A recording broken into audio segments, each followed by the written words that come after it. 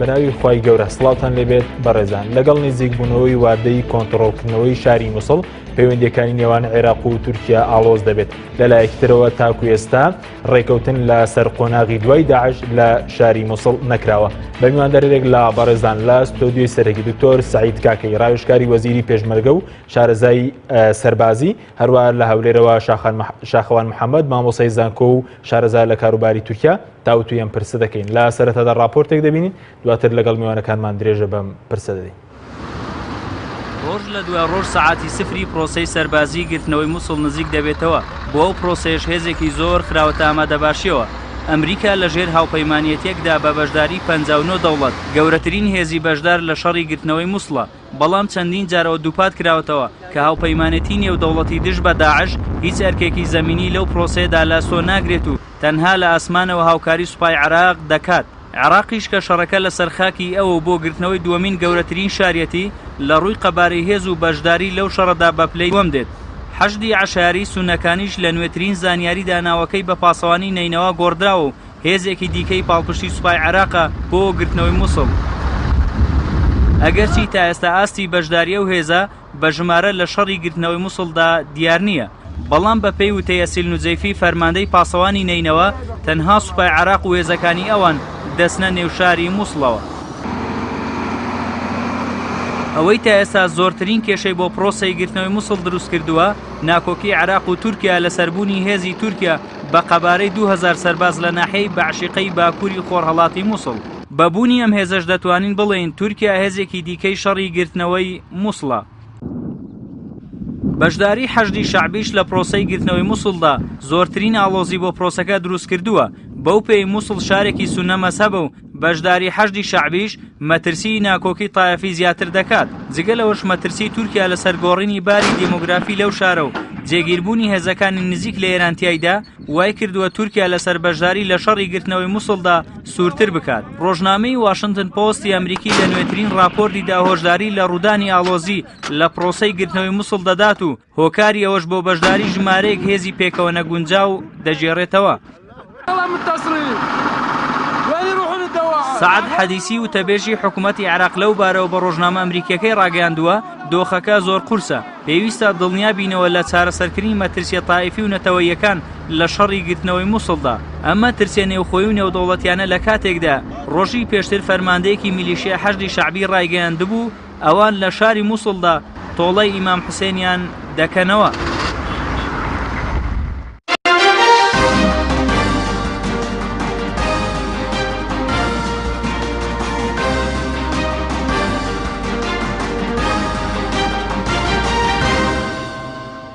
دووبارە سڵاوتان لەبێت بەڕێزان سوپاس بۆ میوانەکانمان کاکتۆر بەخێر بێن سوپاس بۆ ئامادەبوونت.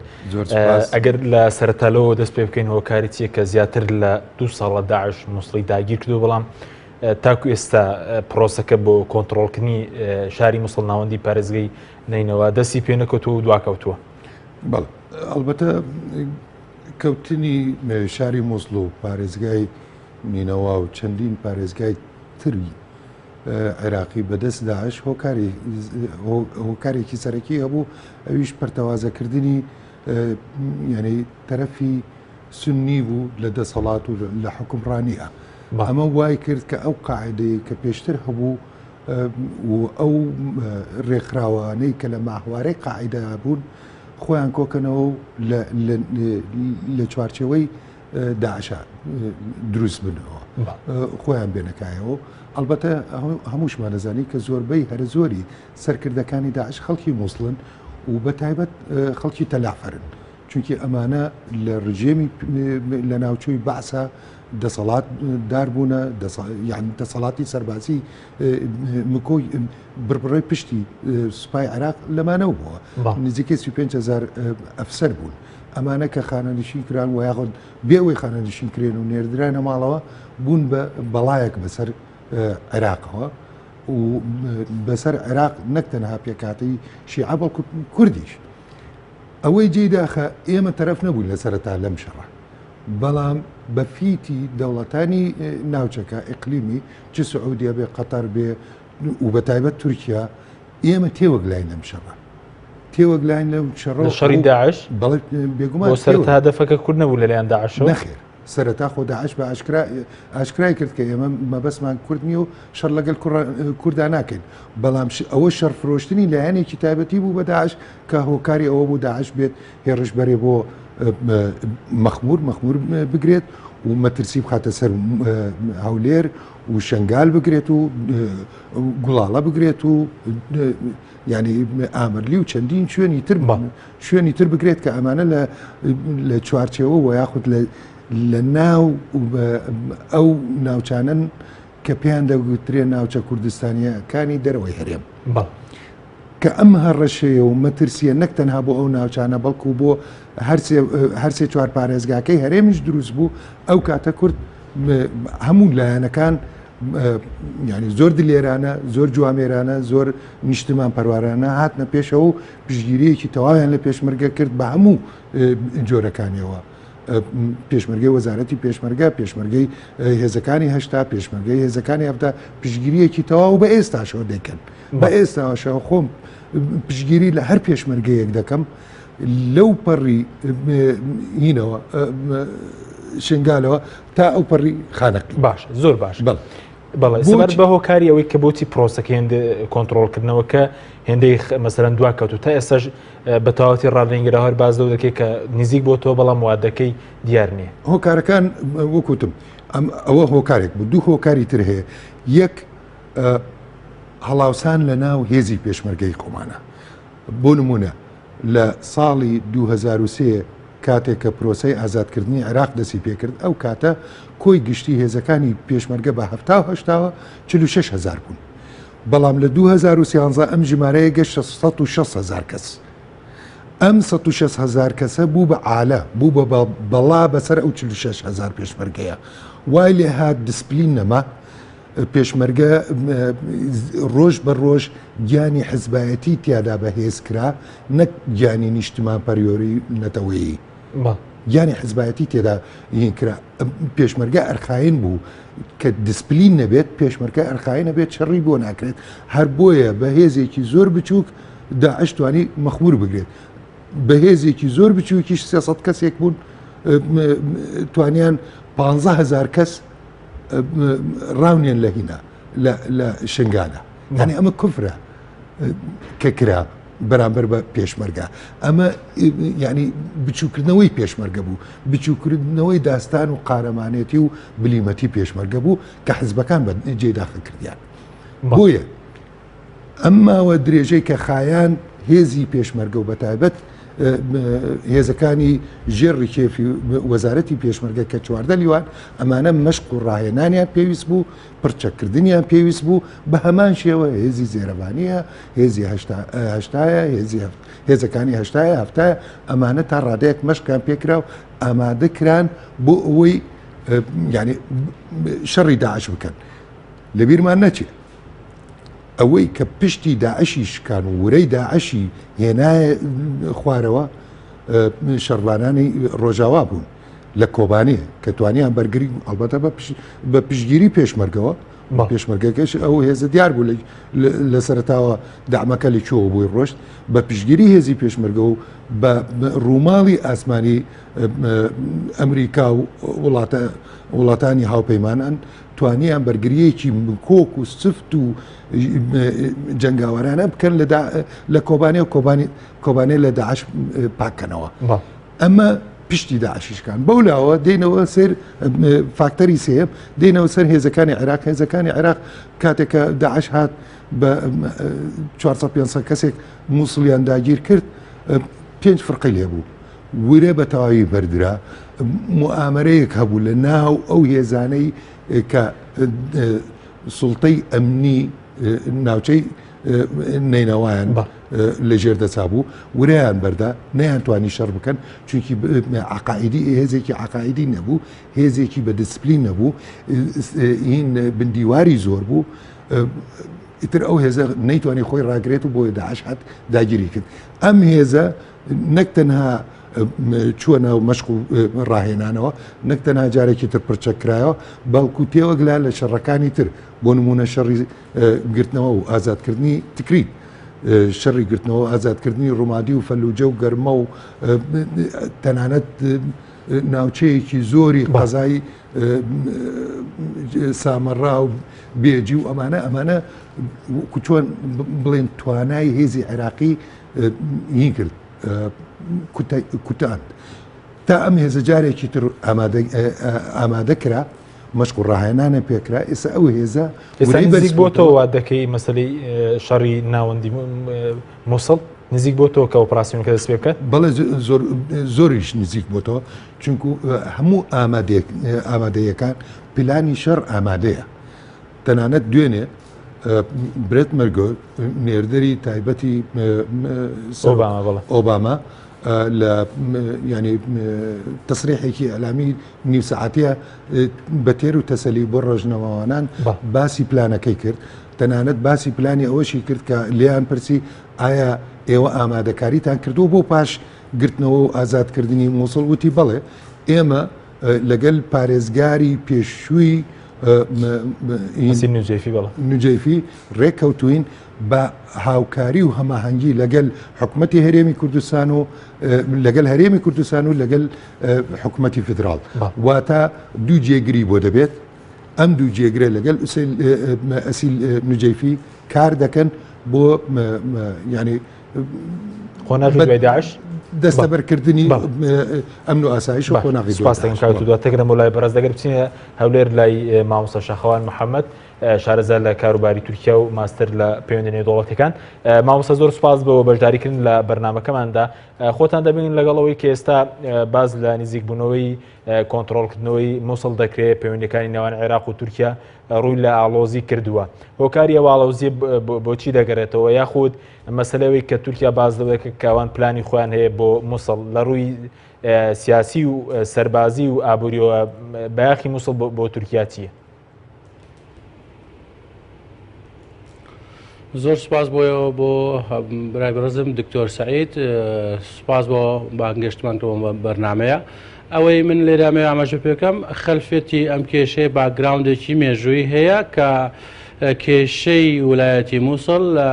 لە نێوان تورکیا و عێراقا لای هەمومان ڕوون و ئاشکایەکەوە ویلایەتی مووسڵ لە ساڵی 1970 بە پێی ئەو بەڵگانەی کە لە بەردەستمانن لە یەکێک بۆ لە ویلایەتەکانی دەوڵەتی عوسمانی بۆیە دوای کۆتایی هاتنی جەنگی جیهانی یەکەم کاتێک عێراق کەوتە ژێر ئینتدامی بەریتانیەوە لەوێەوە هەوڵەکان دەست پێکاکەوە ویلایەتی مووسڵ دوای ئەوەی بانگەشەوەکرێککە نەوتی تدایە دەستگرێتە سەر ویلایەتی مووسڵ و لژنێکی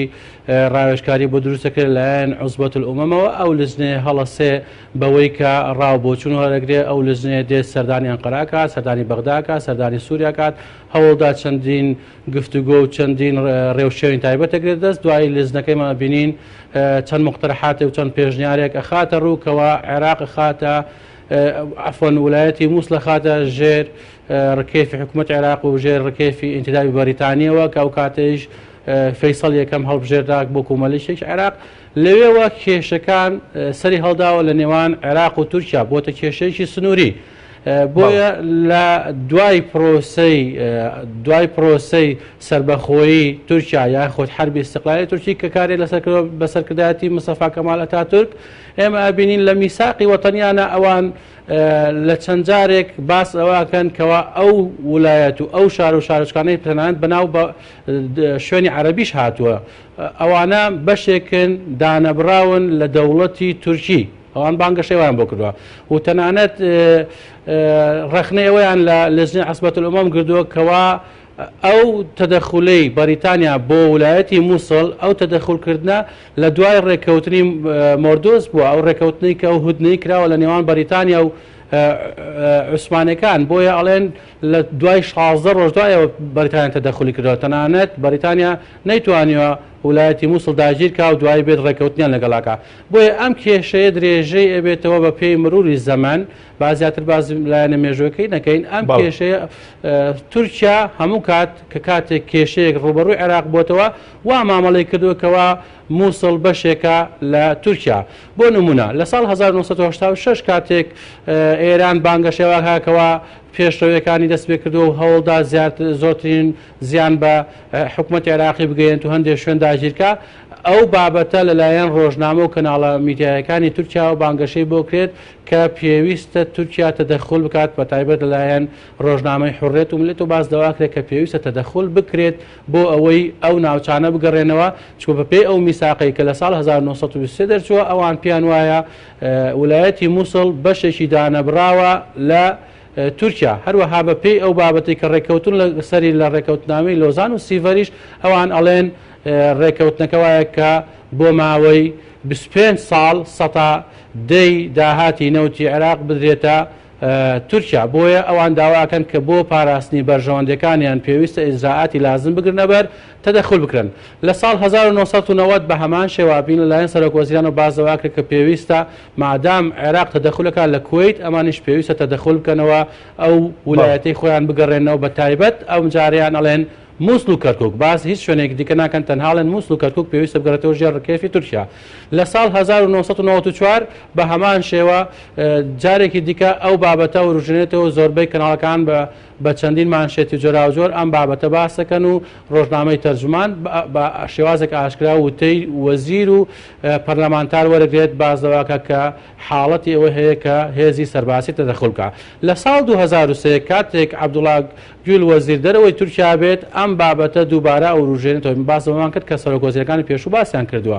عەبدوڵا گولش باس لەوە کە کات ئەوە هاتووە کە تەدەخل بکرێت بۆ پاراستنی بەرژەوەندەکانیان بە تایبەت ئاماژە بەوەکە کە ئەو ڕێککەوتنەی لە نێوان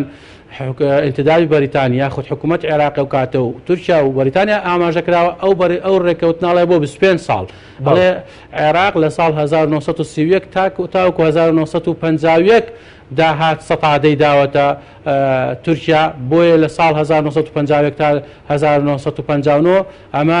شەرتێکە کە خۆیان تەوقیعیان کردووە یەکێک لە بنوودەکانی ئەو ڕێککەوتنەیە پێویستە تورکیا تەدەخل بکرێت و دەستگرێتە سەر ئەو بابەتەیە کەواتە بەپێی ئەو خاڵانەی کە من ئاماژەم پێ کرد و باسمان لێوە کرد ئێمە بمان دەرەکەوێت کەوا تورکیا هەموو کات مووسڵی بە بەشێکی دانەبراو لە خۆی ئاماژ داناوە و میساقەکەی هەست کاتێک بێت میساقی نیشتیمانی تورکی ئەڵێەوە تا خاڵەکە بە ڕوون و ئاشکایی باز دەوەکە کە مووسڵ ویلایەتێکە لە تورکیا باز دەوەکە ئەو ویلایەتانەی کە بەهێز دابراون لە دوای ئیستیقلال پێویستە بگەڕێنەوە تەنانەت سلێمان دمیرێل لە یەکێ لەوتەکان ئەڵێ پێویستە ئێمە ئەو بەندە بخوێنینەوە بۆچی ئەو کاتە مستەفا کەمال دەستی نەگرتە سەر مووسڵ دوای ئەوەی کە ڕوویدا لە قوبرس پێویستە ئێمە شتێوە ڕوو بدات لە مووسڵ چکە بە بەشێک لەوێ زانن هەندێک لە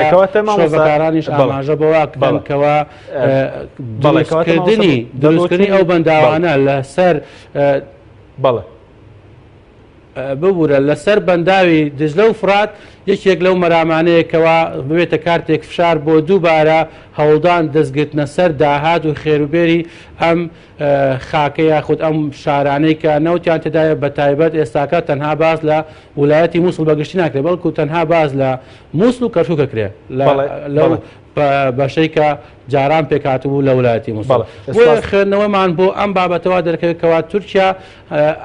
لە کۆنەوە هەر بۆشی ئەو مامەڵی کردووە گۆڕانکاری لە حکوومەتەکانی تورکیا هیچ گۆڕانکاری لە بیر و ئایدۆلۆژیە و فکری ئەوانە نەهاتووە بەرامبەر بە عێراق بەرامبەر بە پاراستنی سنوورەکان بەرامبەر بە حسن جیوار بەڵکو بیرۆکەیان ئەوە بۆ کەوا دەستگرنە سەر ئەو بەشە خاکەیان کە لێیان دابڕەوە بۆیە کێشەکان لە کات ئێستاکەیە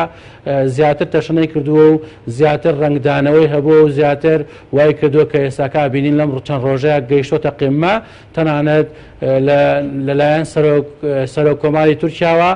لە قمەی ئەستانبولا باسی لەوە کرد بۆ وڵاتانی ئیسلامی کە هیچ پەیوەندی بە عێراقەوە نەبوو باس لەوە کرد ئەوە کێ کە سەرۆک وەزیرانی عێراقە لە ئاسمنە نییە کەسێکە پێویستە سنوور خۆی بزانێ پێویستە بزانێتەوە هێزەکانی تورکیا لەوەوە فەرمان وەرناگرن وایان لێ نەهاتوە متمانێ بەو بکەن ئەو کەسێکی شایستە ئەوەی ژنیە بتوانێت باز لە دەرکردنی هێزی و سوپای تورکیا بکات لە عێراق. بەڵای سوپاس مامۆستا دواتر دەگەڕێن و لای بەرز کاکتۆر دواتر دەگەڕبینی سەر مەسەلەی تورکیا بەڵام ئەوەی کێسە ئیتیفاقی لەسەر کراوە ئەو هێزە زۆر بە جۆرەکان چین ئەوانەی کە بەشداری لە مەسەلەی کۆنتڕۆڵکردنەوەی مووسڵدا دەکەن ئەو هێزانەی کە تا ئێستا ئیتیفاقیان لەسەر کراوە. بەڵام قوربان پێشەوە بێمە سەر وەڵامی و پرسیارە حەزەکەم دوو خاڵی زۆر گرنگ کە مامۆستا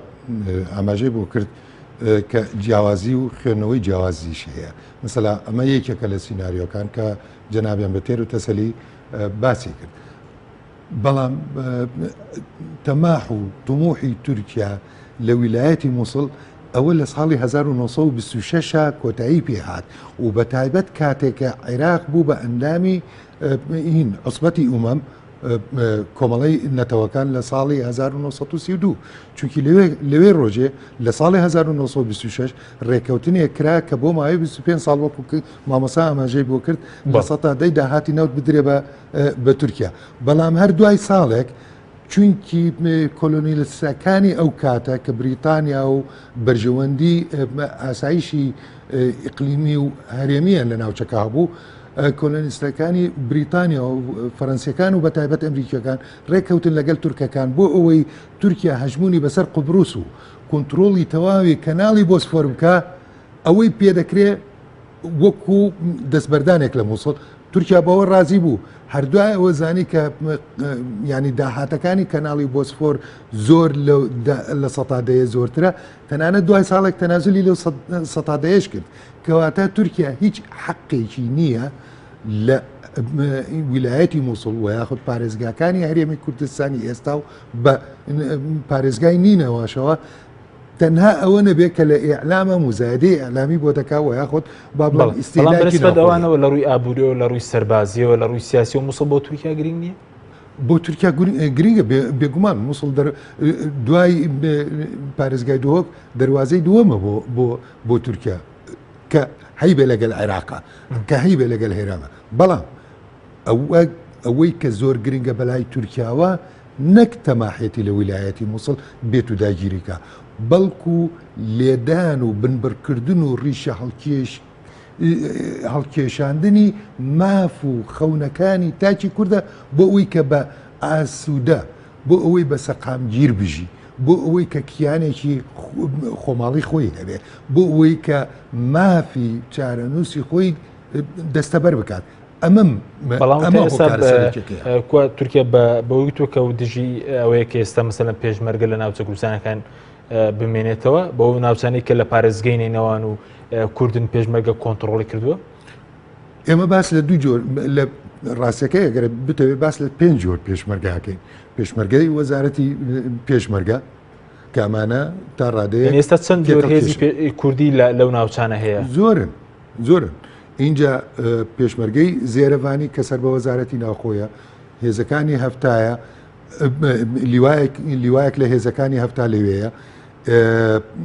هێزەکانی هەشتایە یەپەژەیە یەپەگەیە پەکەکەیە و هێزی تریشان هێزی نیشتمان پەروەرانی ئێزدیە هێزێکی 750 کەسی شەبەکە هێزێکی مەسیحەکانە هێزێکی تورکمانی شیعەیە و هێزێکی گەورەی تورکمانی سنەیە و لە هەمووشیان زیاتر شمەر و خەڵکانی ڕەبیع و خەڵکی مووسڵ کە ئەوانە نزیکەی 7,000 کەسێکە بن کۆی گشتی ئەم هێزانە ئەوانەی کە بە غەیری پێشمەرگە 14,000 کەسن 14,000 کەسەکە ئەمانە لەلایەن هاوپەیمانانەوە مەشقان پێکراوە لەلایەن پێشمەرگەشەوە مەشقان پێکراوە تەنها 2,000 نەبێت ئەم 2,000 تورکیا بۆ مەبەستی تایبەتی خۆی ڕاهێنانی پێکردوون بە ناوی پێشمەرگەوە بە جلی پێشمەرگەوە ڕاهێنانی پێکردوون لە هەمان کاتیشە ئاڵای کوردستانی هەتک کردو و سوتانیەتی کۆماندۆکانی تورکیا لە باشیک باسەوە دەکرێت کە 200 کەسن نەخێر 200 کەس نین کۆی گشتی ئەو هێزەی کە تورکیا حاڵی حاضر لە هەرێمی کوردستانە هەیە بە باشیکیشەوە 2,500 کەسە لە 500ەوە تا 750 کەس لە باشیک هەن ئەمانە ئەگەر بۆ 2,000 کەس مەشق و ڕاهێنەر بێنیت بۆ هەر 50 کەسێک ڕاهێنەرێکت پێویستە بڵێ بۆ هەر 25 کەسێک ڕاهێنەرێکت پێویستە 2,000کە دابشکەی بەسەر ڕاهێنەرەکان ناکەنە 100 کەس باشە خێرە 500 کەسی لێە ئەمانە کۆماندۆن ئەمانە ڕاهێنەری سەربازی نین کۆماندۆن مەبەستێکی تایبەتیان هەیە کە ڕێگایان پێ بدرێ بچنە ناو مووسڵەوە لە مووسڵەوە خۆیان بگەینە تەلافەر ئەو هێز تورکمانە شیعەیە کە بە هەستی نەتەوایەتیەوە وەریان گێڕنەوە لە شیعەتەوە بۆ سنەی بۆ پرۆژڕەویە لە حەجی شعبی لە مووسڵ ئەو هێزی تورکیا لەوێ نییە جارە حەجی شعبی نەگەیشتۆتە تا لەعفر جارێ نەگەیشتۆتە تاالف ئەوەی کە لەوێ هەیە حەشت بە ناوی حەشتی وەتەنیەوە بە ناوی حەشتی عشایرەوە بەڵام کە گەشتە ئەمە وەکو چۆن هەنگاوی سەرەتایە هەنگاوی سەرەکی ئەوەیە کە خۆی بگەێنێتە شنگال لەوێ لە پەکەکە و یەپەژە و یەپەگە بدات و لە هەمان کاتیشە دەواازەیەکی تەسک زامن بکات بۆ ئەوەی ئەوانەی کە ئەندامی خۆیەتی و ئەوانەشی کە لە ڕێگای تورکیاوە هاتوون بوونەتە داعش دەواازەیەک بۆ ئەوان ئازاد کرێت بتوانن ڕابکەن لەوێەوە خۆیان بگەێنە تورکیا ئەمە مەبەست یعنی بنکۆڵ وەکو چۆنەڵێن بنکڕی مەبەستی تورکایە لەم کێشێ بەو لاچەوە حەشدی شعبیمان هەیە حەشدی شعبی هێزێکی نامونەزەمی میلیشیایە هێزی نامونەزەمی میلیشیا ئەم هێزە نامونەزەمی میلیشایە چەندین تاقیکردنەوەی تاڵی بەدوای خۆیان هێشتۆتەوە لە تکریت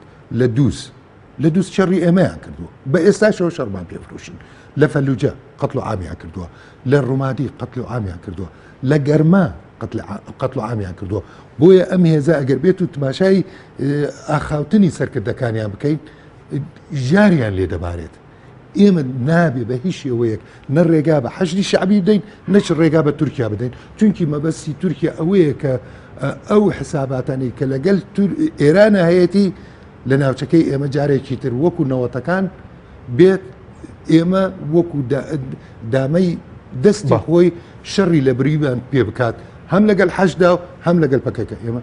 پەکەکە خوێنی بۆ ڕشتوین یەپەژە خوێنی بۆ ڕشتین شنگالی بۆ ئازاد کردین مەخموریان بۆ ئازاد کردین ناوچەی داقۆقیان بۆ ئازاد کردین لەگەل ئێمە خوێنیان تێکەڵ بووە برینارەکانیان لە نەخۆشخانەکانی ئێمە چارەسەر کراوە چ خێرە ئەمڕۆکە لایەنێک و بە تایبەت بە فیت و هانی تورکیا بێت بڵێ ئەمانە هێزێکی دەرەکین و مرتەزەقەن و بۆیان نییە لە کوردستانە بن ئەمە کەفرە سپاس دەکەم دواتر دەگەڕێم بۆ لای بەڕێز بەڵێ بینەرانی بەڕێز ناوبڕێکی کورد وەردەگرین دواتر دەگەڕێنەوە هەولێر لای ماوەس شاخەوان لەگەڵمان بێنەوە.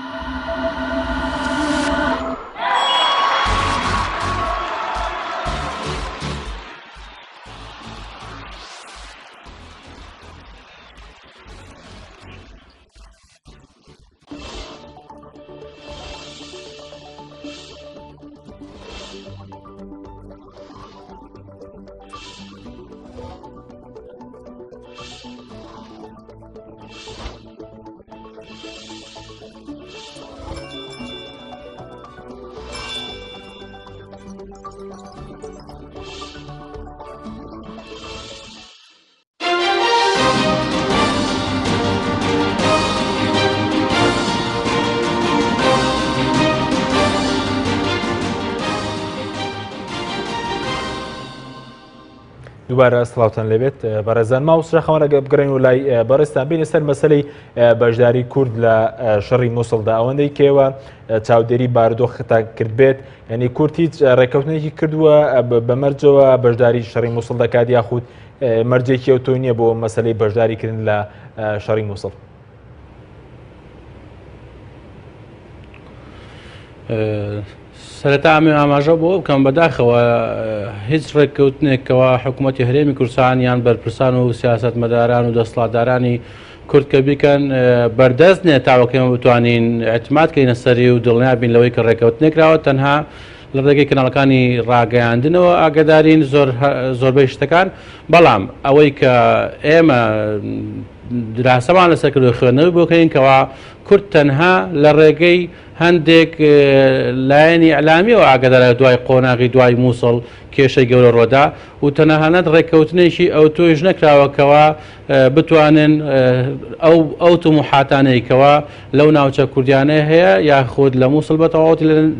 بەنسبەت هێزی کوردی و دەسەڵاتدارانی کوردیەوە ڕێککەوتنێکی ڕاستەوخۆکەوە بیسەلمێنە لە ئایندەی مووسڵات چی ڕۆدات ئەو سینەرۆیانەی کەوا عەرز کراوە سینەرۆیەکان چین و کورد پشکی چێبێت تا ئێستا هیچ بەڵگەیەکمان لە پێش نییە بەڵام ئەوەی کە ئێمە ئازانین سەردانیکردن وەفدەکانی کوردستان بۆ بەغدا و دانیشتن لەگەڵ قونسڵ و دانیشتن لەگەڵ نوێنەری وزارەتەکانی دەرەوە وزارەتی بەرگری لایەن وڵاتانی بیانی ئەو ڕاستیمان بۆ دەرەخەکەوە کورد بەشدارە بێت لە شەڕی مووسڵ بەڵام دوای قۆناغی دوای مووسڵ ئایا کورد ئایندەی چێبێت بۆ چی ڕوبەڕووی بێتەوە زیانەکانی چێبێ و قازانجەکانی چێبێت تاوەکو ئێستاکە ڕوون نییە بۆیە بینیمان تەنانەت لەلایەن نوێنەری دەرەوە حکوومەتی هەرێم یاخود بەرپرسی نووسنگانی دەرەوە حکوومەتی هەرێم فەرمانگەی دەرەوە بینیمان بازەوە کرا کە احتیمالی هەیە زیانەکانی زیاتر بێت لە قۆناغی ئازادکردنەوەی پرۆسی ئازادکردنەوەی مووسڵە بۆیە بەنسبەت ئێمەی کوردەوە تا ئێستا دیار نییە ئایا چی هێزێک بەشدارێک کات و کورد بە چی ئاستێک بەشدارێک کات و کورد بارودۆخی چێبێت لەو شەڕەیە و بەڵێن چی پێدراوە و ڕێککەوتن لەسەر چی کردووە ئەمە هیچ خاڵێک نییە کەوا کورد بتوانێت ئێستاکە باسی بکات و بڵێ ڕێککەوتن کراوە تەنها باستەوە ئاکرێت کەوا ڕێژەیەک زۆر ئاوەرە ڕووکاتە هەرێم دۆخی ناوچەکە لەوەی ڕگۆڕانکاری تیان ڕوو بدات بەڵام ئایا دوای مووسڵ کورد ڕوبەڕووی چێبێتەوە ئەو ئاستەنگانە چین ئەو بربەستانە چین کە ڕوبەڕووبانە بێتەوە تاوەکو ئێستاکە هیچ پێش چاوڕوونیەک نییە چی بە نسبەت ئێمە وەکو کەسانی پسپۆر و شارەزا یاخود ئەوانەی کە متتابعن چاوەڕوان کە گۆڕانکارەکان چووی ڕۆدات یاخود ئەوانەی کە شرۆڤەکار و خوێندنەوەیان بۆ داهاتوو هەیە بۆیە ئەوەی کە جێگەی نیگەرانی و مەترسیە بە نسبەت ئێمەوە کەوا هیچ خاڵێک نەوەڕژێنراوە لە هیچ کۆبوونەوەیەکی ڕسمیە و هیچ داتایە و ئامارێک هیچ ڕێککەوتنێک لە پێش چاو نییە کە ئێمە لە ئایندەیە چیمان بەسەردێ یاخود مووسڵ ئەبێتە چی گۆڕانکاریەک بۆ بارودۆخی تایبەتی هەرێمی کوردستان مەبەستمە زۆر باشەکەواتە مەترسیە لەسەر چارەنووسی ناوچە کوردستانیەکانی دەرەوەی ئیدارەی هەرێم لە پارێزگەی نینەوە هیچ مەترسیەکە بۆ نمونە شەنگا لە کۆمەڵک ناوچەی ترەکە ئێستا پێشمەرگە ئازادی کوردون و ئێستاش باز لە مەسەلەی دابەشکاری مووسڵ دەکرێت و بکرێت بە هەرێمێکی سربەخۆ بە چەند پارێزگایەک چەندی پێشنیاس هەیە یعنی مەترسی لەسەر ئەو ناوچانە هەیە دوای داعش ئەوەی من ئاماژم پێکرە ئەو لایەنە ینی ئایا ئەو ناوچەی دابش بکرێت بۆ چەند ناوچەیەک یا هەرێمێ سربەخۆ لە چەند ناوچەیەکی جودا پێک بێت ئایا کورد ڕۆڵی چێ بێ لێرە پێگەی کورد تەنها بۆ ئازادکردن مووسڵە یا بۆ دوای ئەوەیە ئایا ئەو ناوچانە ڕێگەیان پێدرێ پاشە ڕۆژ ئەگەر بێت و لە ڕێفراندۆمێک شابێت لە ڕاپرسێکا بێت بێنەوە سەر هەرێمی کوردستان یاخۆ تەنها لەسەر ئەو هەرێمەی مووسڵە مێننەوە و ئایا لایەنی شیعی ڕازێ بێت کەوا مووسڵ بێتە هەرێمێک و چەند ناوچەیەکی جودا خوازە خۆی بگرێت بۆیە ئەو سیناریۆیانەی کە ئێستاکە عەرزەکرێ و باسەکرێت چەندین سیناریۆی جیاوازە و چەندین بیرۆکە جیاوازە ئەمانە هەمووی بەکراوەی ماوەتەوە بە نسبەت ئێمەوە تاوەکو ئێستاکە ڕۆن نییە ئایا کورد چۆن مامەڵی لەگەڵم بابەتەیە کرەوە وەکو ئاماژەم پێکرد هیچ ڕێککەوتن و دانیشتنێکی کورد تەنانەت بچینە سەر پێگە فەرمیەکانی کە دانیشتیان کردەوە چی لە سەرۆکایەتی هەرێم بێ یاخود سەرۆکایەتی حکوومەتی هەرێم بێت یاخود لە وزارەتی پێشمەرگە وزارەتی ناوخۆ بێ هیچ خاڵێک و بابەتێک لەسەر ئەو ڕێککەوتنانە و ئەو خوێندنەوانە نەکراوە بۆیە ئێستاکە تەنانەت ڕێکخراوەکانی کۆمەلگای مەدەنی و دامدەزەکانی ئەعلام ئەم بابەتە زیاتر وەڕژێنن ئەوان لەوێەوە زیاتر هەوڵدەن بزانن گۆڕانکاریەکان چییە تاوەکو ئێستاکە نەهاتنەتە لای کەسانی پسپۆر و شارەزان نەچونە زانکۆکان نەچونە چەندین لە کۆڵنەوەی جۆرا و جۆر بکەن تەنها لەوەی لە ڕێگەی لە هەندێک لایەنی حزبی و هەندێک کەسان بێت کە سەر بە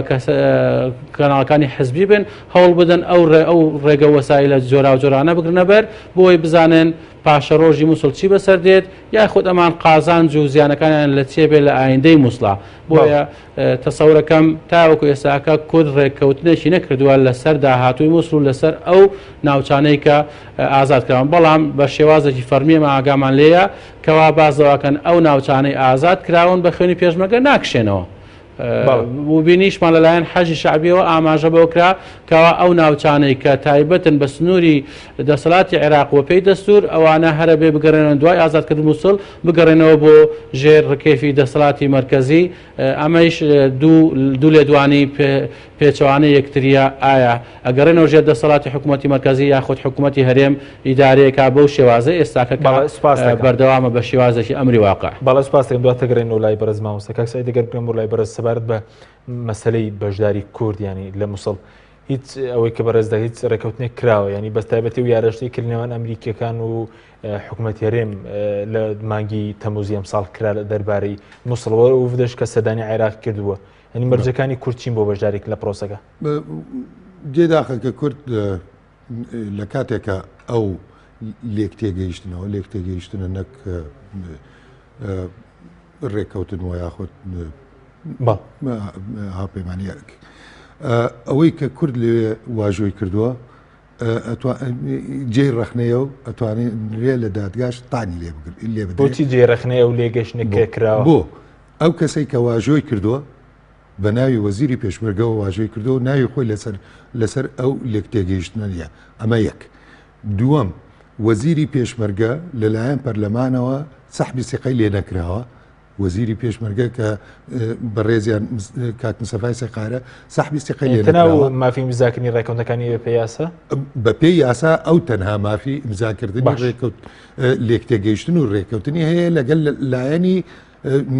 لایەنی ناو خۆی و نێودەوڵەتی بەڵام بۆچی وڵاتانی دەرەوە مادەم مامەڵە لەگەڵا دەکەن ئەوان ئەمڕۆکە بەردەوام کاتێکە باسی پرسی ناسەقامگیری سیاسیان لەگەڵا دەکەین باسی پەکردن و پەکردنی پەرلەمان و ئیفلیجکردنی حکوومەتیان لەگەڵ دەکەین دەڵێن ئێمە ئەولەوێتمان شەڕی داعشە دوای ئەوە دەگەڕێنەوە سەر پرۆسەی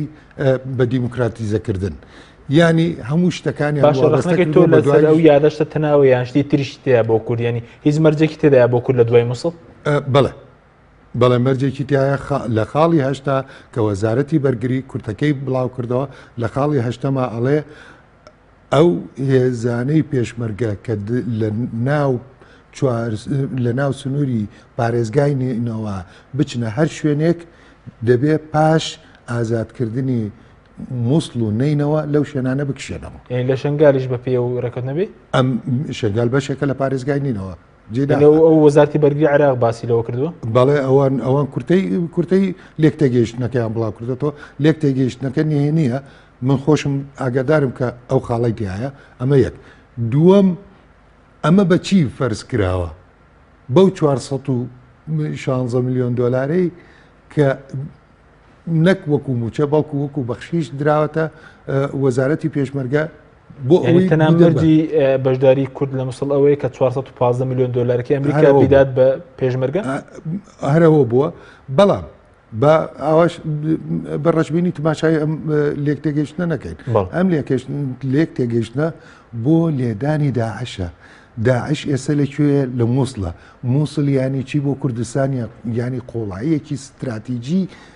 وەکو هەنگاوی یەکەم لێدانی داعش و دەرکردنی داعش لە مووسڵ و نینەوا و کەرکووک و سەلاحەدین و دیالە ئەمە دەبێ بەرنامە و ئەرک و خەباتی سەرەکی کورد بێ ئەمە کراوە ئەمە هەنگاوێکی باشە ئەمە لایەنە باشەکەیەتی بەڵام مەرج تۆ چی مەرجێکتەوێت ئێمە بەندێکی دەستوریمان هەیە ئەو بەندە دەستوری ئێڵغانە بۆ تۆ کە مادەی 140 اینجا وەرە کاتێک کە تۆ کێشت دەبێت دوو تەرەف لایەنی کێشەکەن کاتێکە لە غیابی حکوومەتی عێراق حکوومەتی فەدراڵی عێراق کە ئەو لەوێ نەبێت و جسمێکی بیانی کیانێکی بیانی کیانێکی غەریبی ناشەرعی بێت ئەو شوێنە بگرێت تەرەفەکەی در مافی تەواوی هەیە لە چارچەوەی یاسای نێودەوڵەتی مافی تەواوی هەیە بڕوات ئەو شوێنە بگرێت و داکۆچی لێ بکات و ئەمن و ئاسایشی تا بەرقەرار بکات کەواتە هەرچەندە ئەم لێک تێگەیشتنە واژۆ کرابێت مادەمێ زۆرینەی ئەو ناوچەیە کووردە کورد مافی خۆی هەیە لەوێ بمێنێتەوە بەرگری لەو خەڵکە بکات ینی پێشمەرگە مافی خۆی هەیە بەپێی این یاسای نێودەوڵەتی مافی خۆی هەیە لەوێ بێت بەرگری لەو خەڵکە بکات و ئەمن و ئاسایشی بۆ بەرقەرار کات باش مادەمێک لایەنی عێراقی جارێ ئامادە نییە لایەنی عێراقی ئامادە نییە بتوانێت ینی ئەو سەقامگیریە دەستەبەر بکات کەواتە پێشمەرگە مافی خۆی بەڵام تاسان وزانێرە دروستن کە بازەوەکە ئەمریکا تەناموچەی و پێشمەرگانەدا کە بەشداری شەڕەکە دەدەن ئەنە ئەگەر ناو بودجەی کە دابینی کردووە 415 میلیۆن دلارەکە نایدێت بە پێشمەرگەکانی تر بۆ من ئەوانەی کە لە شوێنەکانی تر شەڕ دەکەن تەنها بۆ ئەو پێشمەرگانەیە کە بەشداری ئەم پرۆسەیە دەکەن پرۆسەی ئازادکردنەوەی شاری مووسڵ تەنها ئەوان دەکرێتەوە کە نزیکەی 38,000 کەسن باسییان لە 2000 دەکرد نەخێر نزیکەی 36 تا 38,000 کەسن بەس ئەمانە دەگرێتەوە ئەوانەی کە بە فعلی بەشداری دەکەن جا فعلی دوو ڕەتڵ هەیە ڕەتڵی لولەی ئاگر و ڕەتڵی پشگیری ینی کامە ئێستا پێشمەرگە پێی اتفاقەکە ئەمان ئەو 36,000 پێشمەرگەیە کە بەشداری دەکەن هەردوو ڕەتڵەکە موچە وەردەگرن یعنی ئەوەی پێشەوە لە پشتیوانیش بەڵێ بەو لاشەوە مەسەلا ئێمە 6 لیوامان بەشداری دەکات و 6 لیوای ئیسنادیش هەیە بەو لاوە وەکو پێشمەرگە بەو لاشەوە تەرەفی عێراقی بە 14 تا 16 لیوە بەشداری دەکەن کۆی گشتی هێزەکان ئەوانەی کە پێیان دەوترێت لولەی ئاگر 30 تا 32,000 کەسن ئەوانەشی پشگیریان دەکەن نزیکەی هەر ئەو ژمارەیان 30,000 پێشمەرگە چەندەوەی کە زەناوت معلومات وەکوتم 6 لیوایە هەر لیوایەکمان دەمێنێتەوە بەپێی میلاکی لیواکان کە لێرە نامەوێت ژمارەدەم لەبەر پاراستنی ئەمن و ئاسایشی خۆیان بەڵام ئەوەی کە دیارە 6 لیوای ئێمە و 14 لیوای سوپای عێراقە ئێمە لەگەل ئەوەی کە سوپای عێراق بێت بەشداری بکات نەک حەشدی شعبی ئێمە لەگەل ئەوەین کە ئەوانەی کە خوێنیان بۆ ڕشتین بۆ خاکی کوردستان ئەوانش بەشداری بکەن کە بتوانین لە هەر چوارلاوە گەماروی داعش بدەین و داعش بە ئاسانی لە مووسڵ و نینەوە دەر بەڵام بە کورت ئێستا لەو یاداشتنەی کە لەگەڵ ئەمریکاش کراوە مەسەلە ئیدارەدانی مووسڵ کورت هیچ دیارە مەسەلەن دوای شەڕەکە بەڵێ سیناریۆی زۆر هەبوون مەسەلا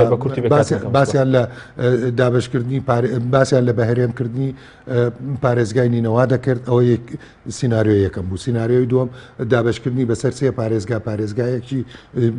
بۆ کورد بێ کە ئەو شوێنە زۆرینانی کوردنشینی تایە پارێزگایەکیان بۆ سونە بێت و پارێزگایەکیان بۆ کورد و مەسیحیەکان بێت اینجا لایەنەکانی تر شەبەکە و ئێزدی و نازەمچی هەریەکە و ئەمانە داوای کانتۆنیان دەکرد کە کۆی گشتی کانتۆنەکان دەکاتە هەشت ئەمانە هیچیان قابلی قوبڵ نین یعنی ئێستا مووسڵەوە خۆی دەمێنێتەوە ڕێککەوتن ئەو ڕێککەوتنە نهێنەی کە کراوە مووسڵ وەکو خۆی دەمێنێتەوە ئەسیل نجەیفی دەبێتە پارێزگار و دوو جێگیری دەبێت یەک لەلایەن هەرێمی کوردستان و دەچینشان دەکرێت یەکیش لەلایەن بەغداوە ئەمە بەپێی ئەو تەسریحەکە دوێنێ برێتمە گورگ باسی سوپاس دەکەم مامۆستاگەر بگەڕین و لای بەرز کاتمان کەماوە سەبارەت بۆی کە ئێستا ناکۆکیە لەسەر شێوازی بەشداری هێزەکان هەم لە هێزە عێراقیەکان هەم بەسەری بەشداری تورکیا و هەم لەنێوان هێزە کوردیەکانیش کە ئێستا مەسەلەن ئەوەی کە پەکەکە دەڵێ بەشداری ڕێکەمەندێکێزی کوردی تر دەڵێ ناوێ بەشداری بکەن هەنێ ئەم ناکۆکیانە بۆ شەڕی مووسڵ قورس نییە بێگومان ئەمەیەکێکە لەو بربەست و لەو کێشانەی کە بووەتە گرفێک گەورە و ئاڵۆزی گەورەی دروست کردو کە ئێمە بینین وای کردووە کە تەنانەت خوێندنەوەی بۆ بکرێت کە ئەم پرۆسی ئازادکردنەوە لەوەی لە کات خۆیان جێبەجێ نەکرێت وەکو یەکێک لە شرۆڤەکارەکان مارک لۆین لە BBC تورک ئاماژەی بەوە کرد کە ئەم وتارە ئاگرینانەی نێوان سەرۆکۆماری تورکیا و سەرۆکۆزیرانی عێراق ئەو ڕاستیە دەرەخات کەەوە احتیمالی هەیە ڕوبەڕووی یەکتر ببنەوە تەنانەت دوایین وتەی سەرۆکۆزیرانی عێراق ئاماژەی بۆ کرد احتیمالی هەیە حربێکی ئەقلیمی جەنگێکی ناوچەی ڕوو بدات کە ئەمە خوێندنەوەی بۆ کرێت کە حربی بۆ وەکالەت بێت لە نێوان تورکیا و ئێرانە وەکو ئەو خوێندنەوە بۆ وتەی بەڕێز عەبادی بۆیە باز دەواکرێت بوونی ئەو هێزە زۆری تورکیا لە باشێک و ئەو ڕاهێنانەی کە بەو هێزە تایبەتی کردووە مەرامێکی دیکەی لە پشتەوە خوێنەوەی بۆ کرێت دوای وتەی کۆشکی سپیشمان بینی باسی لەوە کرد پێویستە هەر هێزێک لەوێ بێت لە ڕێگەی هاوپەیمانێتی هەماهەنگی و ڕەزامەندی حکوومەتی عێراقەوە بێت و ئاماژەیشی بەوە کردکەوە تورکیا بەشێک نییە لە حلفی نێودەوڵەتی هاوپەیمانی نێودەوڵەتی بۆ ڕوبەڕووبوونەوەی تیرۆر بە تایبەت لە عێراق لە پرۆسی ئازادکردنەوەی مووسڵ ئەبینین تورکیاش لەلایەن خۆی ڕەتی کردووە لە ئێمە بەشداریمان کردووە ئایا بۆچی تورکیا لە سووریا ڕێگەی پێدراوە بەشداری کرێت بۆچی لە عێراق ڕێگەی پێنادرێت لە کاتێکە هەردووکی یەک ڕێکخراوی تیرۆریستین بەڵکو ئاماژەی بۆ کرد کە پێویستە ڕێگە نەدرێت ئەو لایەنە کوردیانە بەشداری بکەن کە ئەو بە لایەنی دەرچوو لە یاسا وەسوانی کرد بۆیە ئەمانە وای کردو کە کێشەکان گەورەتر بن تەنانەت دوێکی لە وتەکانی جێگیری سەرۆکی دەستەی حەشی شعبی ئەبوو مەهدی مهندس ئاماژەی بەوە کردکەوە ئەوان مامەڵەی هێزی داگیرکرد لەگەڵ تووشیاکان و لە هەر شوێنێک ڕوبەڕویان بێتەوە ئەوە شەڕ ڕوەدات و بینیمان لەلایەن 4 ئۆکتۆبەرش لایەن پەرلەمانی عێراقەوە داوا کراوە کەوا هێزی تورکیا و هێزێکی داگیرکرد بناسێنرێ چکە لە ڕێگەی حکوومەتی عێراقەوەڵێ نە بە بەڵگا نە بە پەیوەندی تەلەفۆنی نە بە ئەوەی کە بانگەشیان کرابێتنەوە بۆیە ئەمڕۆ حاڵەتی زیاد ئەمڕۆ بانگێشتی سەفیری تورکیا کراوە کە پێویستە نامەیەکی تند ئامێزیان داوەتێ کە پێویستە هێزی تورکیا ئەگەر لەوێش بێنێتەوە بەشداری شەڕی یاخود پرۆسەی ئازادکردنەوەی مووسڵ نەکا بۆی ئەمانە هەمووی وای کردووە کە خەلفێتی خوێندنەوەی بۆ بکرێت کە مەترسی هەیە ئەم بەرژەوەندیانەی ئەم لایەنانە وای کردبێت کە تەدەخولکردنەکە بخاتە مەترسیەوە وای کرد بە کە خوێندنەوەی بۆ بکرێت کە پرۆسەی ئازادکردنەوەی مووسڵ دوا بکەوێت و تەنانەت ئاگادارین لەلایەن لایەنی استخباراتی ڕووسیشەوە بازەوا کرێکەوە ڕێکەوتنێک کراوە لەلایەن ئەمریکا و لەگەڵ سعودیا بۆ ئەوەی هێزی داعش هێزە شەڕکەرەکەیان لە مووسڵ بکشێنەوە بەرەو حدودی سووریا و لەوێ بە پرۆسێکی ئاسانتر ئەو شوێنە ئازاد بکرێت کە مەبەستمان مووسڵە بۆی ئەم سیناریوانە لە ڕێ ئەم کێشانە ڕێ بەڵام ئەمانە بربەستیان زیاتر دروست کردووە بەڵام وەکو کاکدکتۆریش ئاماژە پێکرد کە هەمومان کۆکین لەسەری پرۆسی ئازادکردنەکە دەست پێکە لە ماوەیەکی کەمەیان نزیک یان ماوەیەک دوورتر هەر بەشداری دەست پێکرێ و کوردیش بەشدارە وەکوەوەی کە ڕێکەوتنەکەی تەمووز باسی کرد کە ئەو ڕێکەوتنەکرا و وزارتی بەڵێش بڵاوی کردەوە هەرچەندێک کورد ئەو بابەتەی بە درۆ خستۆتەوە کە ئەو خاڵانە بەو شێوازەنیە و زۆر سپاس ماوەسە زۆر بە کورتی لەوانی خو لە کاک دوتۆ سەبار بۆی کە باز دەکەی کە دوای مووسڵ ڕەنگە هاوکاری پێشمەرگە نەکرێت لە هاوپەیمانەوە بەو شێوەی ئێستا بێگومان چونکە ئەو ڕێکەوتنە ماوەی فترەیەکی زەمەنی هەیە پێش ئەو لێک تێگەیشتنە پێش واژۆکردنی لێک تێگەیشتنەکە لە ئەنجومەنی وەزارەتی پێشمەرگە دوو کۆبوونەوە کراوە لەگەڵ ئەمریکیەکانە لایەنی کوردی داوای 15 مانگیان کردووە کە ئەو موچەیە تەختەی 15 مانگەکە بکات بەڵام لایەنی ئەمریکی باسی 11 مانگیان کردووە یعنی مەبەسم ئەوەیە دوای مووسڵ بە کورتی هاوکارەکان کەم دەبێتەوە زۆریش کەم دەبێتەوە زۆریش کەم دەبێتەوە و ئەو کاتە ڕمی تەرکیزی ئەمریکا لەسەر پرۆسی بە دیموکراتیزەکردنی یاریان دەبێت و من بۆیە ئومێدەوەرم بۆیە کە ئازاد بێت چونکی بارودۆخی ناهەمواری سیاسەتی هەرێم گۆڕای بەڵێ زۆر سپاس بۆ دکتۆر سعید کاکەی ڕاوشکاری وەزیری پێشمەرگە زۆر سپاس بۆ بەرسەنگ لە سوودی سەرکی لەگەڵ ماوە زۆر سپاس بۆ مامۆستا شەخاوەن محەممەد مامۆستای زانکۆ شارەزە لە کارباری تورکیە کە لە هەولێرەوە لەگەڵ مامۆ سپاس بۆ بینەرانی بەڕێز سپاس بۆ هاوکاران خواتان لەگەڵ